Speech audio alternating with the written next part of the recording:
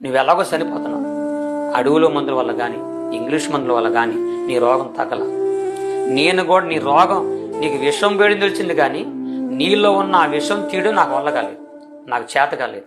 కాబట్టి కొడుకా, నేను నీకు చెప్పేది ఏంటంటే, నేను లాస్ట్లో ఒక మాట చెప్పాలనుకున్నా. అదేంటంటే, నువ్వు ఎలాగో చనిపోతున్నావు కాబట్టి నీవు పుట్టక ముందు నువ్వు మీ అమ్మ కడుపులో ఉన్నప్పుడు మీ అమ్మ ఒక దేవుడు నమ్ముకుంది. ఆయన ఎవరో మాకు తెలియదు. అయితే మన కులాచార ప్రకారంగా పరాయి దేవుడు నమ్ముకుని చంపేస్తాను. మీ అమ్మని చంపేశాను.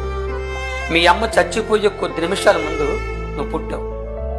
అప్పుడు మీ అమ్మ చనిపోతూ నిన్ను తన ఒళ్ళో పెట్టుకొని నీ తల్లి దేవుడికి నీ గురించి చెప్పడము నా కళ్ళ నుంచి చెవులారు విన్నాను. మీ అమ్మ చనిపోయినా సరిపోయింది, కానీ నీ కన్న తల్లి ఆరాధించి పూజించిన ఆ దేవుడు నీ తల్లి నీతిని బట్టి ఖచ్చితంగా నీ రోగాన్ని తీసేస్తాడు, నిన్ను బాగు చేస్తాడు అని చెప్పి నాకు తొలిసారిగా నాకు దేవుడి గురించి చెప్పింది మా నాన్న.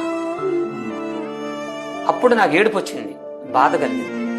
ఒక దేవుడి గురించి మమ్మల్ని చంపేశారు, తర్వాత దేవుడి గురించి నమ్మితే చంపేస్తారా? అందుట్లో దేవుడి కోసం అమ్మ చచ్చిపోవడం ఏంటి? ఆమె చెప్పొచ్చు కదా నన్ను చంపకుంటారని. దేవుడు ఎందుకు చచ్చిపోయింది? అయితే నా తల్లి చచ్చిపోయిందంటే ఆ నా తల్లి నమ్మిన దేవుడు ఎంత గొప్పవాడు అంటాడు.